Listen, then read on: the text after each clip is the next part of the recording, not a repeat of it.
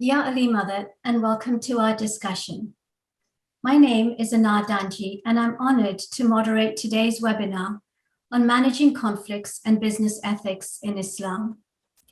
This is the first webinar in a 4-part series on understanding the psychology of contracts in business, where we will explore the Imam's guidance on how business should be conducted within the framework of our faith, understanding the notion of contracts and agreements in Islam, particularly in the context of roles and responsibilities of each party to the other, the steps for conflict resolution within our faith, and the support network available to the Jamat to address conflicts, the role of the Conciliation and Arbitration Board, known as CAB, in conflict resolution, arbitration, or mediation within the community. Please note that all discussions during the course of this webinar are the views and opinions of the speakers themselves and do not necessarily reflect the views of their employers or affiliates. The information provided does not constitute financial, legal, tax, or investment recommendations or advice. Today, we are extremely privileged to be joined by our very own International CAB Chair and 2 members affiliated with CAB who are experts in their respective fields. Our first speaker is Vizier Saiba Zulie Sachedina. Zulie is the chair of the Ismaili International Conciliation and Arbitration Board.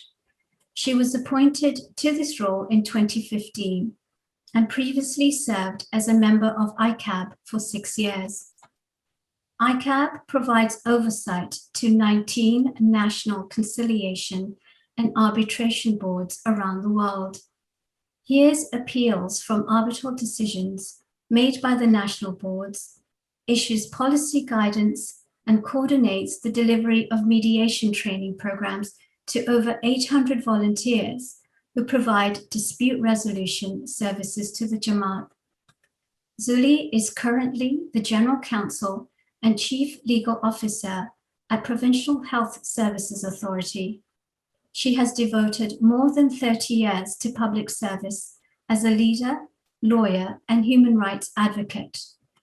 A global health scholar with a background in health administration and law, Zulie has recently completed her LLM in Global Health Law and International Institutions at Georgetown Law Center in Washington, D.C., and the Graduate Institute of International and Development Studies in Geneva, Switzerland. She is an adjunct professor and teaches health law at the Allied School of Law at the University of British Columbia and is a technical advisor for the Global Health Diplomacy Program at the Dalai Lama School of Public Health at the University of Toronto. Zulie will open our discussion by providing guidance on the framework of CAB and the overarching role of ICAB. Thank you for being with us, Zulie. I'll pass it to you now for opening comments. Thank you. Thank you for having me. I'm really looking forward to this conversation. Let me just start by saying that dispute prevention and dispute resolution has been part of our history throughout our history. All through that time, the Imam's role as peacekeeper, as lawgiver has been part of our tradition. In 1986, when Mawlana Hazar Imam promulgated the new constitution, that's when he created the CAB system as an independent body with very much a clarity of a sense that this worked independent of other institutions and had that role of being a judicial body of independence. That's the vision for it. And so as I've said, as you've stated earlier, there are 19 jurisdictions in which we have a CAB system. in many of those jurisdictions, we have regional cab systems so that they report into to the NCABs. And in some large jurisdictions, such as Pakistan, Syria, Afghanistan, we even have local teams that do that also build into that part of it. So it's an important system of a tiered system of the judiciary over the period of time. So it's a really comprehensive service delivery across in every area in which we provide, where the Jamat lives. And I'm reminded of the conversation that I had the opportunity to have with Mawlana Hazar Imam at his Diamond Jubilee. And we were, as we were seated to have our photograph taken, Hazar Imam talked about the cab system. And it stayed in my mind because it has been a mantra for a long period of time. And he said, the cab system is exactly what he had wanted. Murids helping fellow Murids to solve everyday problems with professionalism, competence, and best practice. And that's been the guiding principle for us. That has been the reason why there has been enormous Imamat investment in training mediators to be able to do the kind of work that needs to be done throughout this period of time. And over the world, we are beginning to see newer jurisdictions in which are benefiting from the experience of institutions that have been established at the time that the cab system was established in 1986. So that's the overarching principle behind it. It's to assist Murids to be able to solve common everyday problems. And as you can imagine, that undergirds risk. It allows us to take opportunity because we know there is an exit strategy. We know that there is a way in which we will be able to solve our problems.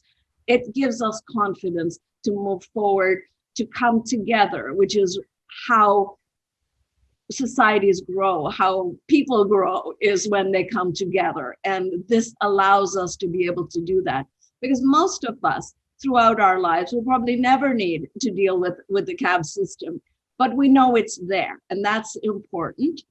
And the second part we know is that conflict is far more destructive than we imagine, right? One conflict in a family can have an impact on an extended family. One small business deal gone wrong has an impact on an entire community. So it's really important that we deal with conflict quickly, competently, and move on to healing, which is what is really fundamentally important to create a resilient society and a resilient community, a resilient individual along the way. That's great. Just a really fantastic overview of the framework. What are your thoughts on future trends, just given your vantage point? So the pandemic has really shown us some very critical things along of our society overall, right?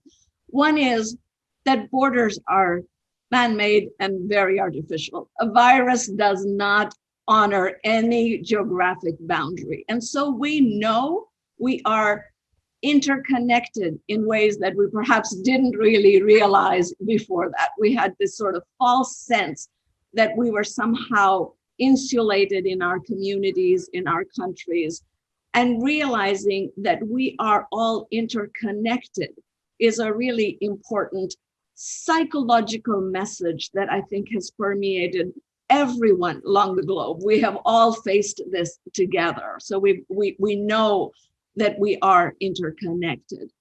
The second element that has come forward is the clarity or recognition of the inequity that has also come through, right? And we are able to see how the pandemic has affected different communities differently, even within our own cities. It's not just developing countries and developed countries, but even within our own communities and cities and so on. So we see that level of inequity, which is entirely people-made. And that has brought together a rethinking about what it is that we're going to be needing to do as we come out of this pandemic, hopefully And certainly our Imam's vision is that we come out of this stronger. So to do that would need to be balancing in our overall communities at large around how we share resources, how we support each other, how we work together, and then to make sure that we are doing that well as we move forward. And that is not just something that is happening across, public sector and private sector, but it is also what are we doing in our own individual families? How are we balancing that equity out to be able to ensure that every member of our family has opportunities? How are we dealing with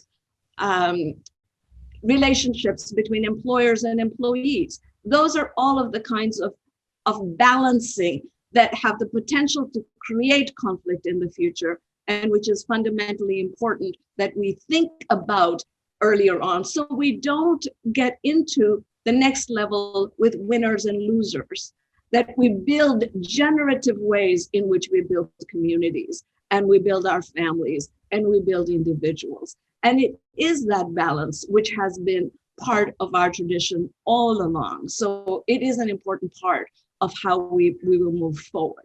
The second thing the pandemic has done is given us the fact that there are wonderful opportunities coming along.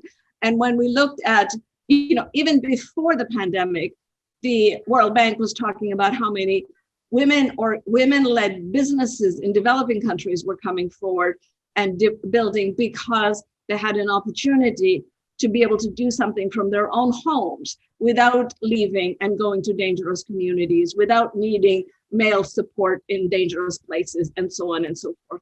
So we've got opportunity that has also been expedited by the pandemic.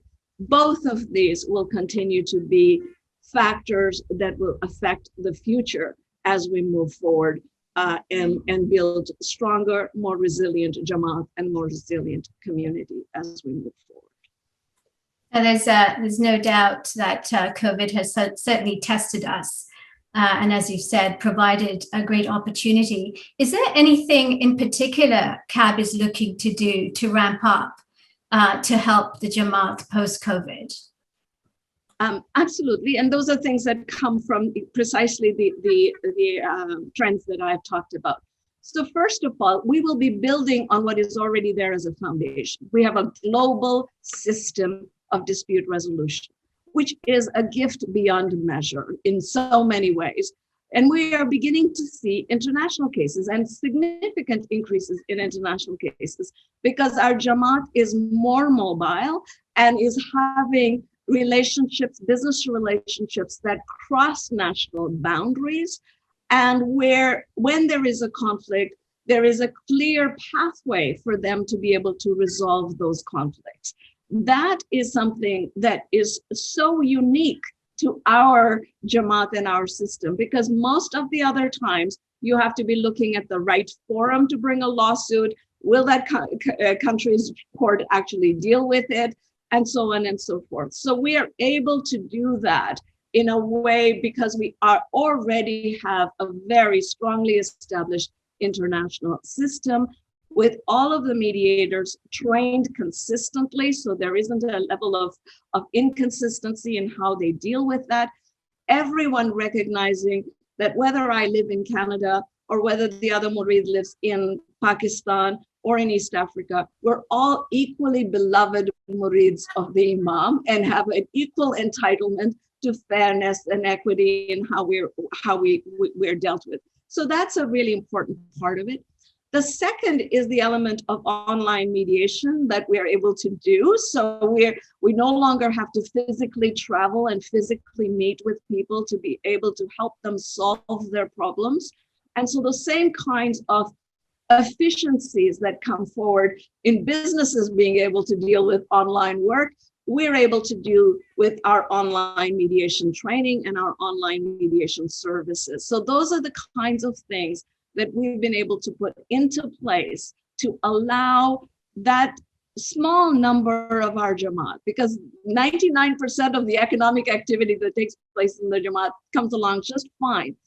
it's important to have that risk mitigation strategy and to know that it exists and to be able to come to the CAB system to be able to get that assistance, regardless of what part of the world in which you're living. So that allows Murids to get into business relationships across borders, knowing that there are opportunities and venues through which their disputes will be resolved in a fair and equitable way, regardless of where they live. I certainly think that the virtual reach is going to be of such great benefit because we've got so advanced in that perspective. You must have seen so many cases in your time with CAB. Are there any particular lessons that you could share with us from the cases that you've seen? I would like to kind of combine the cases we have seen as well as the trends that I've identified, and to say that where things are successful and where we are able to have the most contribution to make is when, of course, people come to us with good faith to be able to genuinely want to solve their problems. The second component is when people can look past a crisis that is right there to the future and to be building on the future. And so, there is a saying that says, if you want to have temporary joy, plant a garden, plant flowers. If you want lasting happiness, then plant mango trees. Because even though that mango tree may not actually bear fruit during your lifetime, it will sustain your future generations in ways that will be far beyond what you could have imagined. And so when we look at all of this context, to be able to say and to hope, of course, we will not be there in person, but to hope that 100 years from now, we will be talking to our grandchildren, our great-grandchildren, who would say, this company was established by my grandparents, by my grandmothers, who were best buddies at university, and they created this company. And today we are all over the globe. We employ thousands of people, provide excellent service, and the values and the ethics that underpinned that work, that establishment of that business at the start of my grandmother's, our grandmothers starting it, or our grandparents starting that business, still guide our company today. I think that's the kind of hope and aspirations we hope to leave for future generations of our families and of our communities. And that's the kind of time horizon that is helpful for dealing with an individual case that you have today, and to be building for the future that we hope and know we can aspire to. Thanks, Zulie, for that really useful overview and a great foundation to our ongoing discussion today. Now I'd like to introduce our panel, who will elaborate on managing conflicts and business ethics in Islam. Our first panelist is Rai Musa Ali Lakhani, QC. Rai Saib Ali Lakhani was born in England and read law at Cambridge, both as an undergraduate and postgraduate. He has practiced law in Vancouver for nearly 45 years at all levels, including at the Supreme Court of Canada. And in recognition of his abilities, in 2015, he was appointed as Queen's Counsel. He is also the author of 4 books, including the anthology, The Sacred Foundations of Justice in Islam, published in 2006, which contains his essay on the foundation of Imam Ali's jurisprudence, which won him the first prize at the Imam Ali International Conference in Iran in 2001. His book, Faith and Ethics, published by the Institute of Smiley Studies and IB Source in 2017, is the first extensive survey of the ideas of Hazar Imam. Ali is also the founder and editor of the print journal Sacred Web, which is in its 47th edition, which has been endorsed by, among amongst others, Prince Charles and the Dalai Lama. Ali has held many leadership Jamati positions, including on the Council for Canada as chair of the Education Board in Canada. In terms of his work on CAB, Ali was the first chair of CAB in Western Canada. He was a member for NCAB and is in his second term as member for ICAB. On ICAB, he chaired the task force on Ismaili personal law and developed the ethics training program. Next, we have Rai Alwaez Dr. Karim Damji. Dr. Damji became an Alwaez in 1980 and has served as president of the Council for Ottawa, a member for dispute prevention on the National Conciliation and Arbitration Board for Canada, a scholar convener for ITHROP Edmonton, and National Communications Convener for ITHROP Canada. Currently, Mr. Damji is Mukhi Sahib of Bellarive Jamat Khana in Edmonton. Dr. Damji is a professor and chair of the Department of Ophthalmology and Visual Sciences at the University of Alberta. He completed medical school at UBC, ophthalmology training at the University of Ottawa with a subspecialty training in glaucoma at Duke University. He also holds an MBA from Queen's University. Dr. Damji has published over 130 peer-reviewed articles and co-authored recent editions of Shields' textbook of glaucoma. He has received awards for excellence in teaching, research, humanism, and global citizenship.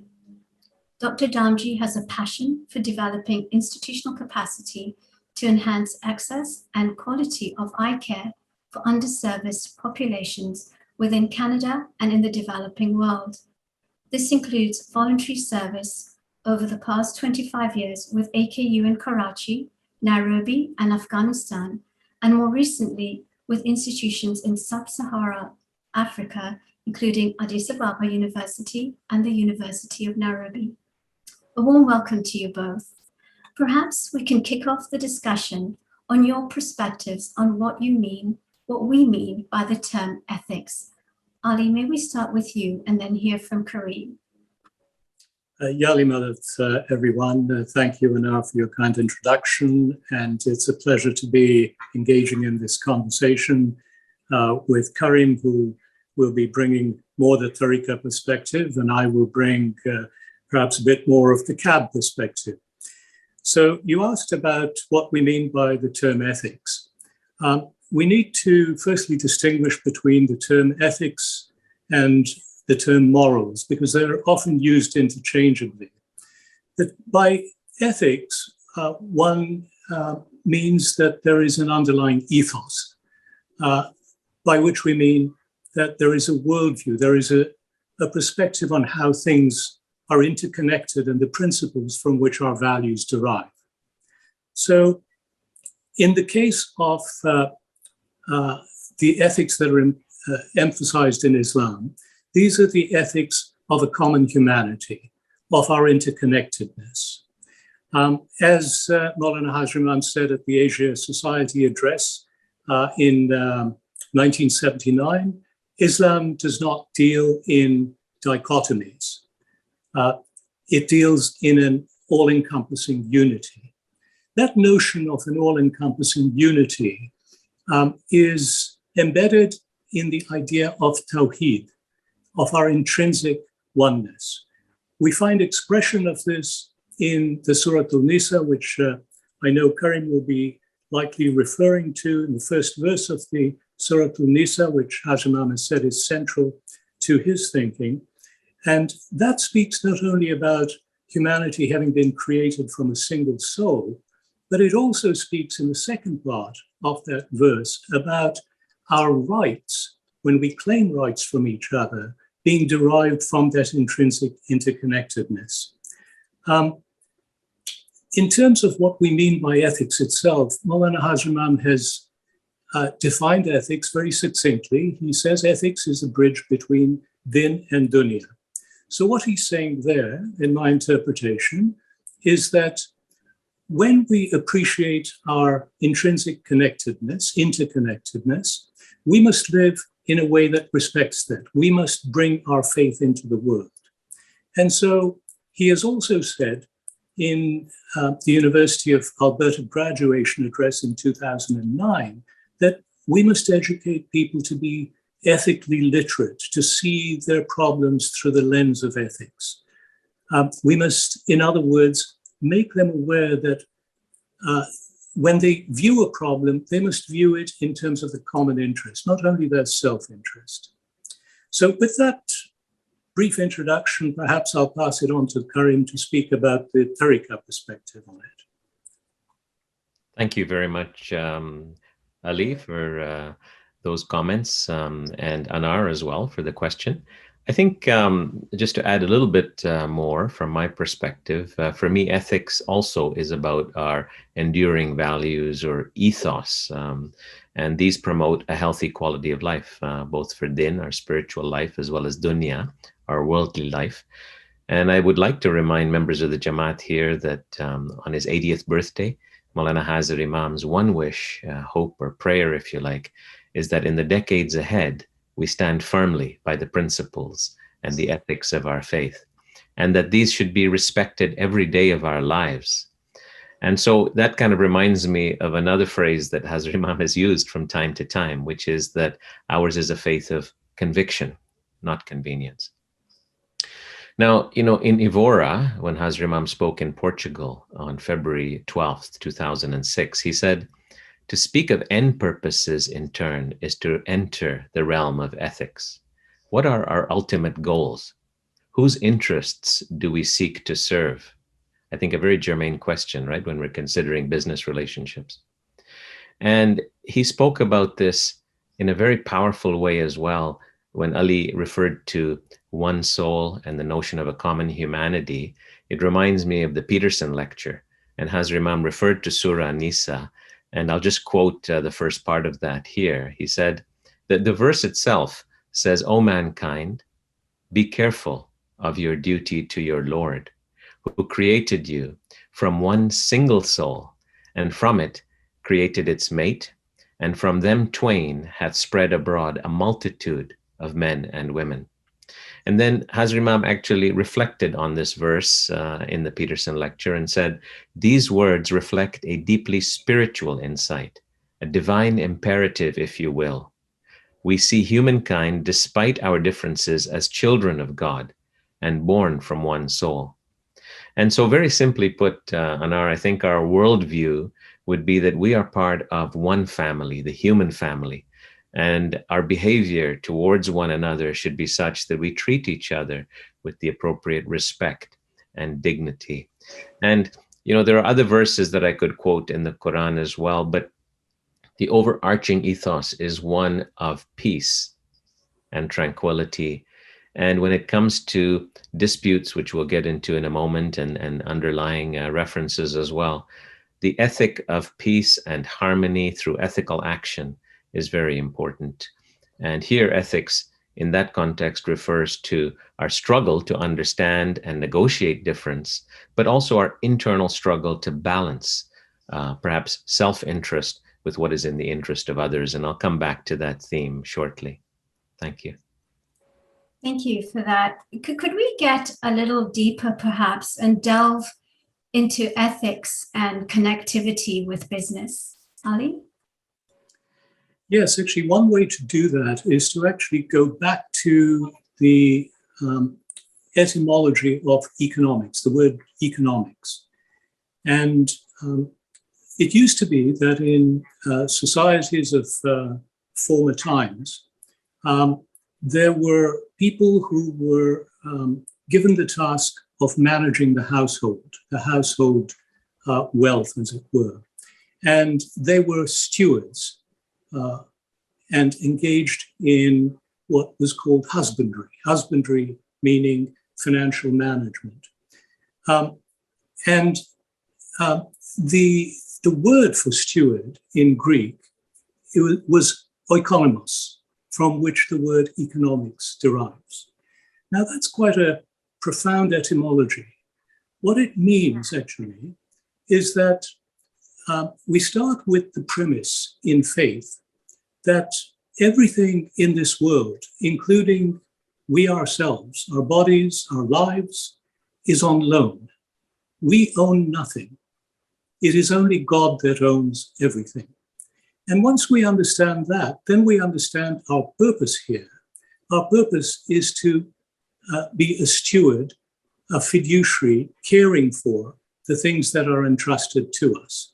This links up with the notion of amana, of trust, a fiduciary obligation. It also explains why, for example, there is a prohibition or a frowning on money lending in Islam. In Christianity, for example, the notions of riba, which can mean usury, because it is up to God to own, and it is up to us to be stewards. And by the way, I used the term husbandry earlier, and I should just make the comment that the term husband, to refer to a spouse, also denotes that notion of caring, of fiduciary obligation. When I was at the Diamond Jubilee lunch that Mawlana Hazar Imam hosted at his home in Eglemont, he made a comment that wealth has a social value.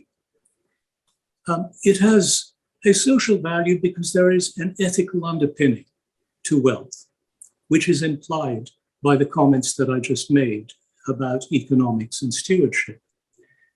In 2006, when I hosted my Sacred Web conference, one of the speakers that I had there was Houston Smith, a renowned speaker on world religions, who made this point. He said that the Muslim concept of capital operates on the basis of the circulatory system. If the blood fails to circulate in the body, you will develop a clot, which will kill you. So too, wealth has to circulate in society. If it fails to circulate, and we have the responsibility to make sure that it does circulate in responsible ways, it too can develop a financial clot, which can damage society. Now, these themes have been dealt with by economists throughout time. People like Adam Smith, the famous economist, all the way through to, I'll give you a current example, the former governor of the Bank of England and Bank of Canada, Mark Carney, published a book just earlier this year, whose title is Values, Building a Better World for All. It's interesting how he titles that book, because in the term values, he puts the S in brackets. In other words, he wants us to focus on the fact that there is a relationship between value and values.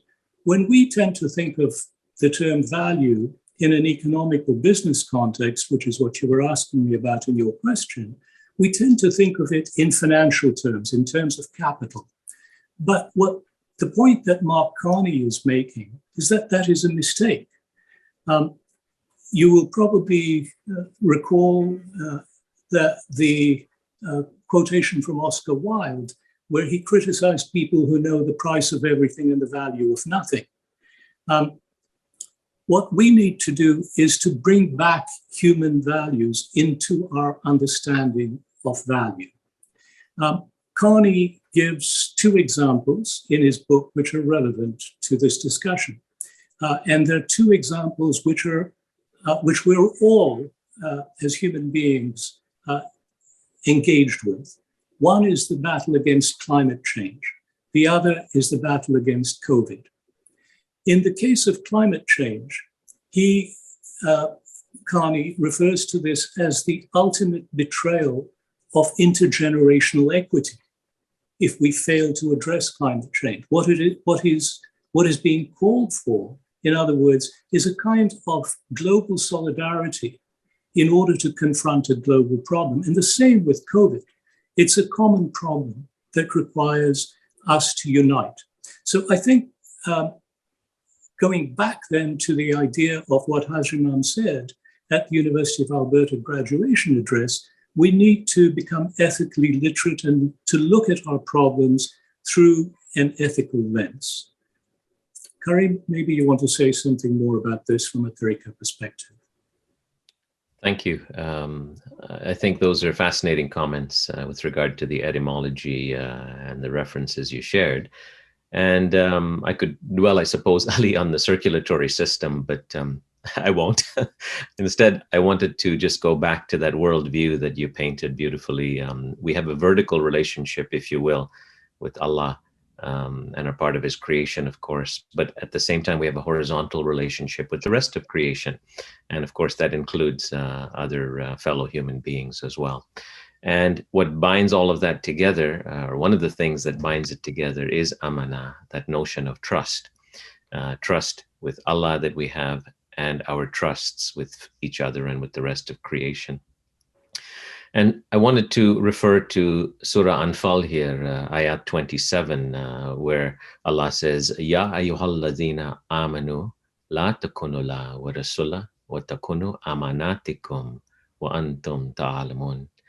O ye who believe, do not betray Allah and the Prophet, and do not betray your trusts while you know. Now, just as in the words of Hazar Imam, the words of the Quran are layered with meaning, of course, and we can interpret this in a variety of ways, that notion of trust. And in business arrangements, of course, I think it's terribly important that we have good faith, as was mentioned earlier. We avoid deceit, and there's a responsibility to fulfill trusts and keep one's promises. And I think a helpful framework when we're thinking about human relations, and one that I know you've shared with me, and it also applies to business partnerships, is to think about three things. One is niyah, the second is adab, and the third is amana. And niyat, of course, here refers to our intentions. The second is adab. And adab here is, of course, conducting business or whatever we're doing in an ethical manner, in the right way. This would involve, of course, engaging our social conscience, empathetic listening, to seek to deeply understand other people's perspectives, take into account cultural sensitivities and nuances, take an inclusive view, have consensus building, engagement with stakeholders, etc. And then the amana comes in because of the common good that we need to keep in mind, not just the self-interest. And the notions of wealth that you alluded to are very powerful in that regard, whether it's financial, time, energy, whatever way we look at wealth creation, it is, of course, not just for ourselves. The quality of life for ourselves is important, and for our families, but Hazar Imam has guided us that what is in excess, we should look at ensuring that that is utilized to improve the quality of life of others as well. Now, the Quran also is very clear about contracts. And so I just wanted to spend a moment quoting from Surah Baqarah, ayat 282, where Allah says, when you deal with others in contracting a future or ongoing obligation, then write it down, or let a scribe write it down between you with justice. And in the same verse, he says, and do not have an aversion to writing down every contractual provision, be it small or great, together with the time at which it falls due. This is more equitable in the sight of Allah, more reliable as evidence, and more likely to prevent you from having doubts later. How amazing is that? And we know, of course, there are many examples from the life of the Prophet and Hazrat Ali, sallallahu alayhi wa sallam and alayhi salam, that have guided us in a practical way. And I can give you an example shortly. But that particular combination of verses, I think, is very powerful. And within our community, when we talk about ethics and business, sometimes there's a tendency to do a handshake agreement, perhaps because it seems awkward to want to ask the other person to put things in writing. Maybe it's an expression culturally that's viewed as unfavorable or a show of distrust. But in fact, I would humbly submit that when we do put things in writing based on guidance in the Quran and Hazar Imam's guidance as well, that it is actually elevating the level of the relationship, because we're going deeper into an element of respect, into an element where we act in good faith, and ultimately it is an enabling ethos as you mentioned, from an ethical perspective, but also an ethos that helps to prevent disputes as well. So I wanted to speak about amana as well as this aspect of a contractual obligation when entering into relationships, but in particular business relationships for the purposes of today's discussion as well. Now, the example of the Prophet that I wanted to share was the Prophet and his followers were traveling from Medina to Mecca for pilgrimage, for Hajj, and they were refused entry by the Meccans. And these pilgrims were unarmed, and they stopped at a place called Hudaybiyah. Prophet Muhammad sent an envoy to negotiate with the Quraysh, but the envoy was taken in and the fate was unknown, and the possibility of severe conflict arose. And the Prophet asked the followers to show their allegiance, and each of them, one by one, declared bay'ah. The Quraysh, seeing the determination of the Prophet, as well as the Muslims, set the envoy free. And the Prophet then negotiated a 10-year written agreement called the Treaty of Hudaybiyah, a treaty between Muslims of Medina and the Quraysh tribe of Mecca that outlined conditions for travel, for Hajj, for other purposes, etc. And it was just a brilliant example. And the Prophet once said, what is more valuable than fasting, praying, and almsgiving is to restore the bonds between conflicting parties.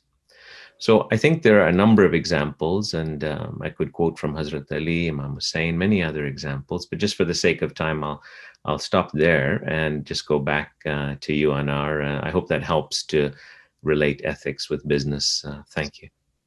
Yeah, it certainly does. And what enriching context. The connectivities are amazing.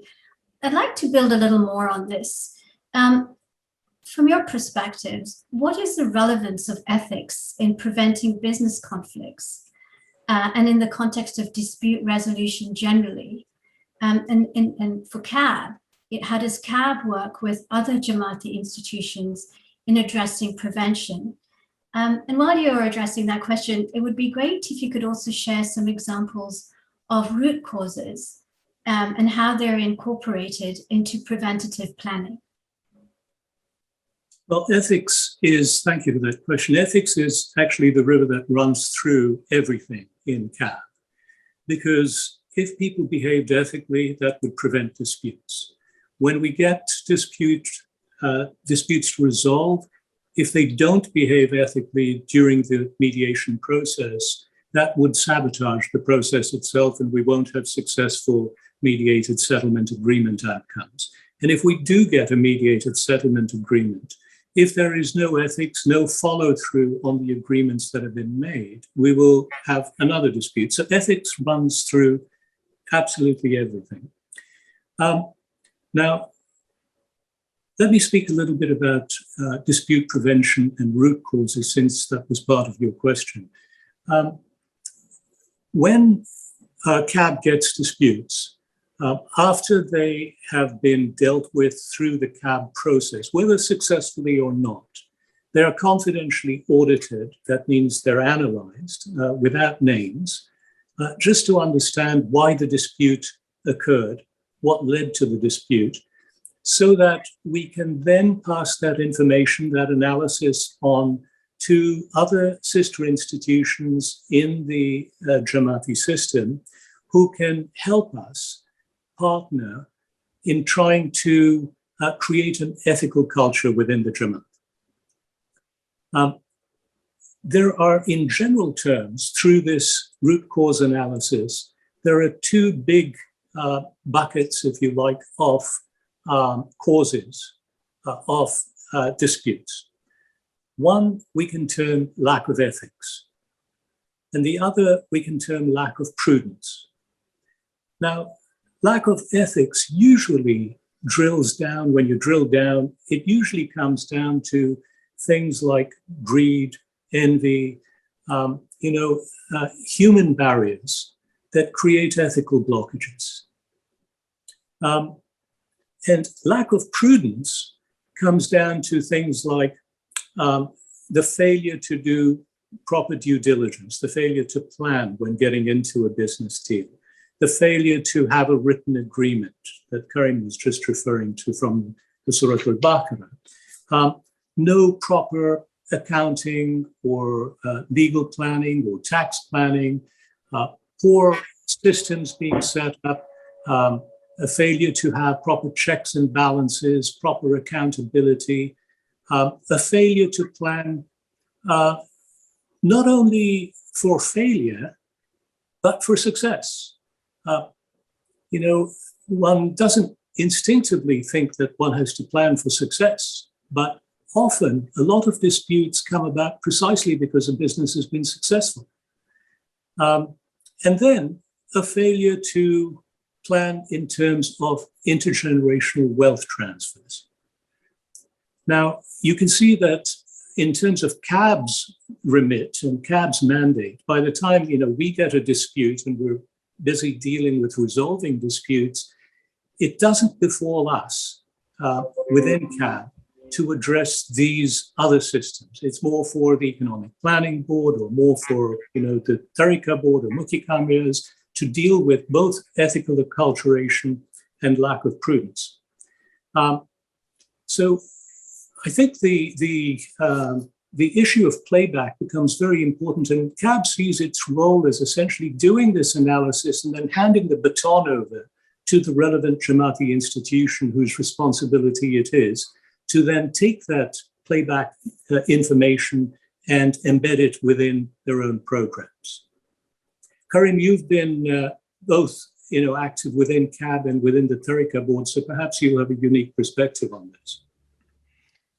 Thank you, Ali. I think you summarized the root cause as well. And I was fortunate to be a member on National Conciliation Arbitration Board in Canada, where the main responsibility I had was dispute prevention, and much of that involved analyzing the root causes for matrimonial, commercial, estate, and other disputes, and having conversations with other CAB colleagues in various countries, looking with other institutions, Jamati institutions, as you mentioned, to look at how preventative measures could be deployed for the Jamat. And Hazar Imam, he has wanted the notion of dispute prevention integrated into the thinking of Jamati institutions. And he wants murids to be aware of underlying causes of conflict so that proper planning, preventative mechanisms can be put in place. In 2005, when Hazar Imam received a report saying that, look, over half of the causes of commercial disputes were occurring because agreements were not drawn up properly or simply were not done. And he guided the Economic Planning Board and CAB at that time to implement a psychology of contract between murids, to consider that notion, perhaps would be a better word than implement, because he mentioned that we should consider the psychological knowledge or consideration to make sure that contracting is a pleasurable, not a detestable exercise. And he wanted to emphasize that murids need to enter into agreements in good faith, and Jamati institutions are there to help. And again, when Imam speaks, if you look at that psychology of contract construct, could be layered in different ways. My own view is that this refers to an understanding of the underlying ethics and the ethos that underpin a working relationship or partnership. And as part of this, the formal contractual agreements that are need to be put in place are important, of course, and at the end of the day need to be perceived as respectful, dignified, and appropriate, etc. So it's interesting, the same year, he also provided guidance on psychology of contract to the leadership in the US, and spoke about enabling value systems rather than something that would open the door to futile litigation. As you know, that seems to be the last thing that Hazar Imam wants, is for Jamati members to end up in court. And he would like contracts to be written in such a way that both parties would be pleased, and that it's interesting, in the US, he also mentioned that these are not necessarily legal contracts, but he talked about creating a situation where people are not locked into judicial construct necessarily, but also what's more important is a human construct. And to me, that kind of means that we need to spend time thinking about different elements that would set the business partnership up for success. And much of this reminds me of Hazrat Ali's example, alayhi salam. He was an exemplary mediator. And once he said, do not separate yourself from your brother unless you have exhausted every approach in trying to put things right with him. Do not be harsh with your brother out of suspicion, and do not separate from him without first having tried to reason with him. Seek reconciliation with your brother, even if he throws dust at you. So, it just underscores the importance of the ethos that has been present for over a millennium as part of Islam and part of our understanding in our tariqah. And here, for members of the Jamat that are looking for pragmatic takeaways, I would refer you to Prince Amin's speech at the first Ismaili Economic Forum in the Ismaili Center, Dubai, April 26, 2008. And he goes into elements that are important with regard to forging strong agreements and partnerships, including the notion of a dignified exit strategy. And my own take after reading that and the work that I was fortunate to be part of in CAB is that there are really 7 elements, if you like, that are overarching aspects of forming a construct or a partnership. The first is really, one could think of a statement of purpose that creates a mutual understanding or shared goals. The second is one could clarify the roles of each party and ensure expectations are quantified. The third is that you write down any obligations or promises so that self-interest is clear, but also mutual interest and the interest of others that needs to be advanced as well. The fourth is optimal utilization of resources and effective management. And that includes, of course, answerability, decision-making processes, all of that based on best practices, another term that Hazar Imam uses often as well. And as part of that, we need to identify and plan for risks and mitigate risk as best as possible. The notion of forward thinking and corrective action is very important. The fifth is setting up the criteria for success, but also, just as importantly, how will that be assessed and evaluated over time? And the sixth is a dignified exit strategy, so that it's just human nature that some people may wish to leave the partnership at some point. And if there is a need to leave, that can be done so that people still have their heads high, so that we still have that intimate brother-sister relationship preserved and protected and promoted, rather than having one party undergo very negative consequences. And the last, of course, which is kind of self-evident, I hope, is that there ought to be a clause in there about the appropriate conflict management and resolution provisions. So I think that if these contracts or agreements are done well, they will set the partnership up for economic strength, but also an ability to withstand challenges in the future, to be resilient, as Chairman Zulie Sachedina alluded to, and to build strength for the future. And inshallah, that wealth then can benefit those that are involved directly, but also others as part of our ethic of wanting to ensure quality of life for all. Thank you. Thank you so much. I mean, such important steps to work towards prevention. If we find ourselves in the unfortunate situation where we get into a dispute, what are the specific processes to address a dispute once it's happened? So the best place to access this is online at the.ismaili. There's a CAB web page, and it sets out the resources, and there's a CAB brochure as well. Let me just summarize some of these. When CAB was set up, of course, it had a long precursor in terms of traditions going back centuries. And the tradition in our community is to resolve disputes in an amicable manner. And to do that requires a certain buy-in on the part of the disputants themselves, and it requires a certain professionalism on the part of the service provider, in this case, CAB.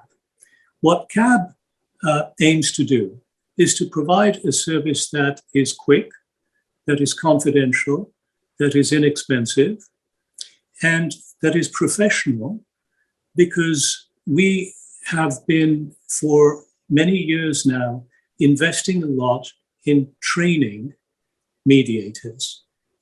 We're training them professionally. And one thing that is unique about CAB's training, so let me just explain this. Every time there's a cycle of appointments and we hear that there's a number of new members of the Jamat that have been appointed to CAB, they don't come into mediations without proper training. I think that's important to understand. And usually the training happens very, very quickly. We have, we've had traditionally 19 different jurisdictions, and we've had to provide training in some very difficult areas, Syria, Afghanistan, for example. But usually we get the training done. This is all coordinated by ICAB. We get the training done within the first 6 months, often much sooner. In addition, once people have been trained, those alumni are also available to serve. Now, what is unique about CAB as opposed to other alternate dispute resolution institutions is that ethics is a central feature of CAB's mediation service. And a few years ago, I designed the ethics training module, as you mentioned in your introduction. And thank you, Karim, for mentioning the Niyat Adab Amanat structure, which I designed as part of that. It is, I'll just tell you a little bit about that architecture. When you go online to look at the CAB brochure, members of the Jamat will see that it outlines 9 specific ethics, and they are divided into 3 groups of 3. The first 3 are harmony, dignity, and integrity, and they relate to niyat. Niyat is our internal orientation, bringing the right intention to a mediation. The ethic of harmony means that despite the fact that we will have differences, we will get along. The ethic of dignity respects the fact that all parties have an intrinsic self-worth, which must be respected. The ethic of integrity is the attitude that one will be transparent and honest in order to get good outcomes. So this is the internal buy-in, the internal orientation, the niyat. The second 3 ethics fall under the heading of adab, and that is the external orientation. That is how one will behave during the mediation, and one has to buy into this as a disputant.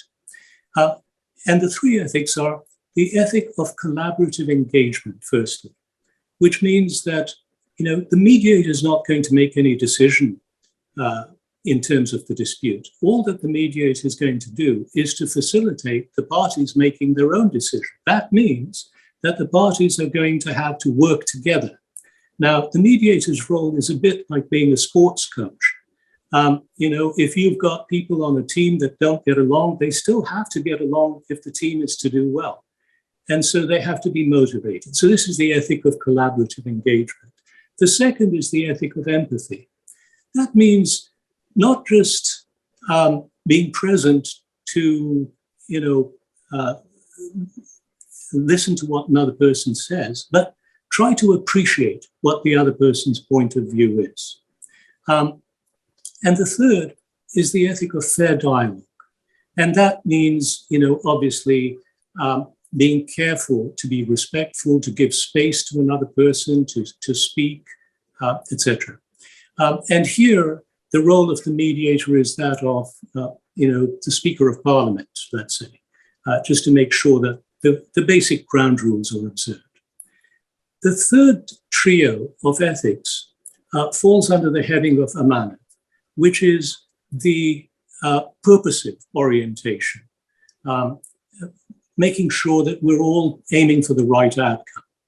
And the 3 ethics here are the ethic of equity, firstly.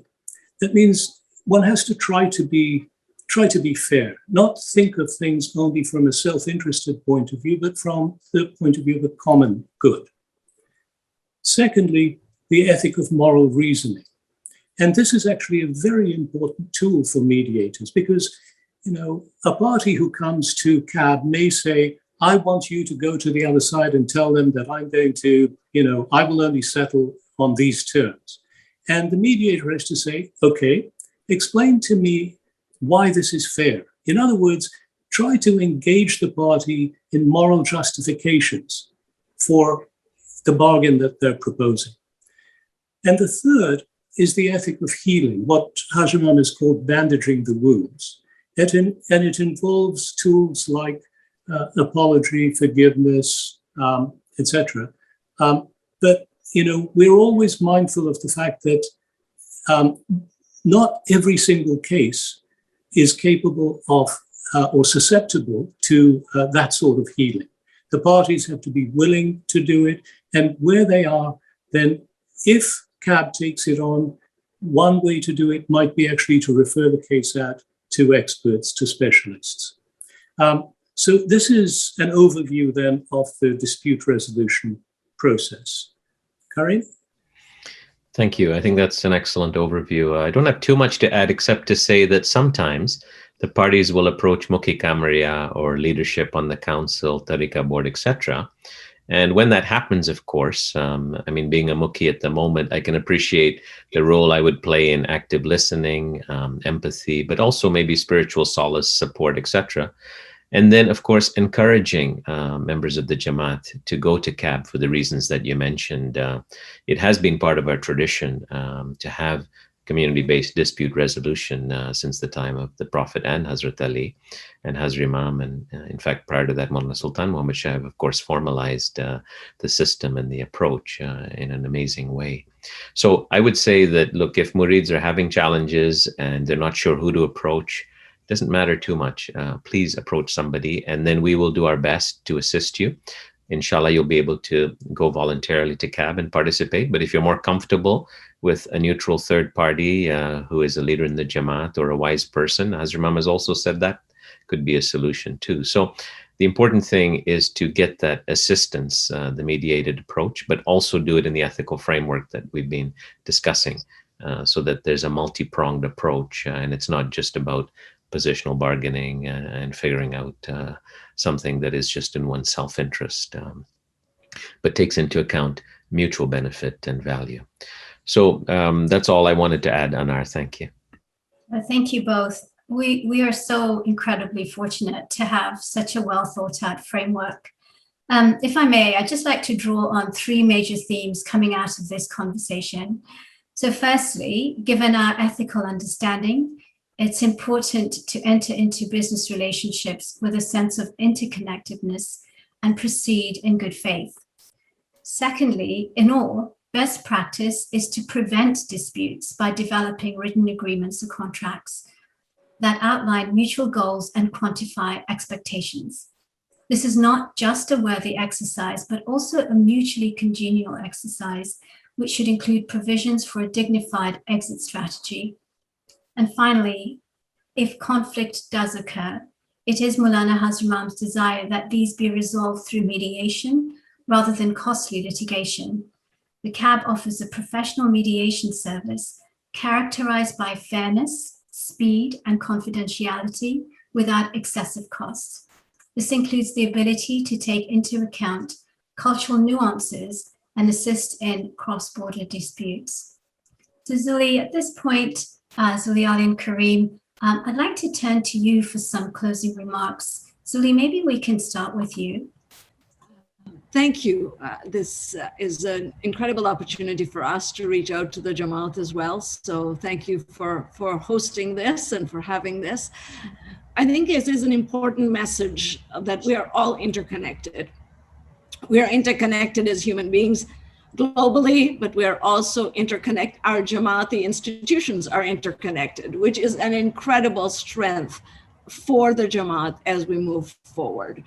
So my message would be to seek help early in good faith so that your problems can be resolved quickly, that they don't fester, and to build for the future with confidence and build for the long horizon for your children and your grandchildren as you enter the whatever economic endeavors that you enter down the road. Thank you. Ali, did you have some thoughts to share? Yes. So I think we have an opportunity to learn from how Mawlana Hazar Imam has addressed the characterization of his work in the Imamate institutions as philanthropy. And he has actually not been so happy with that term. He prefers his work to be referred to as enlightened self-fulfillment. Mm-hmm. And so that gives us a clue as to how we should engage with matters of wealth. We're all fortunate in our lives, in our circumstances, to have whatever is allotted to us. And we have to, of course, work to maintain that. But then we have to ask the question, what is the purpose of building up wealth? And I remember in the Roy Bonesteel Man Alive interview, I think it was in the mid-80s, 1986 or so, at the CBC, when Hazar Imam was asked, how he wished to be remembered and what was important to him. One of the things he said was that you don't serve yourself best by being mean and inward-looking.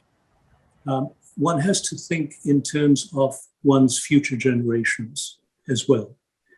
And so I think, this sense of a broader lens, the ethical lens that he refers to, links in with, the two buckets that I said of root causes that we're finding, lack of ethics, one, and prudence being the other. Because I think even in terms of prudence, if one is planning long-term for something that is sustainable, one needs solidarity. One needs solidarity, which means sharing some of the gains.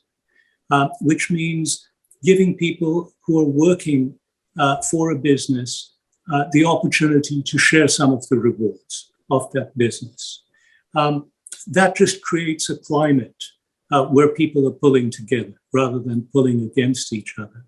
And I'll end with an anecdote that I usually give, and this came up at the end of the Diamond Jubilee. We were in Lisbon, and there was a small group of us from ICAB speaking to Hazar Imam informally. And the question that I posed to him was, how do we educate the Jamat essentially about the principles on which we can resolve disputes amicably? And he reflected, he paused, he reflected, and he said, it all comes down to love. And I think that is worth thinking about and keeping in mind, not only in terms of the institutions we serve, but in terms of this very issue of how we engage in our business dealings. It all comes down to love. Thank you. Thank you. And Karim.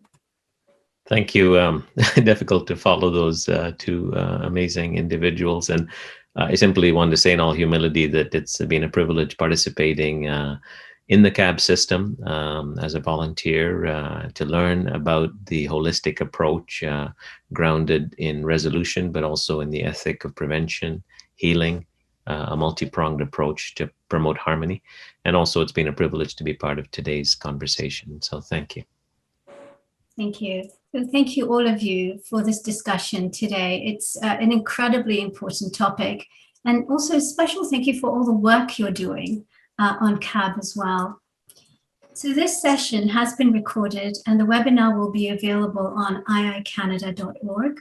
The second webinar in the series of the Psychology of Contracts will be presented on Thursday, August 26th, and is titled Contract Management in Business. We hope you have all benefited from our discussion today, and we look forward to you joining us for the next one. Thank you so much.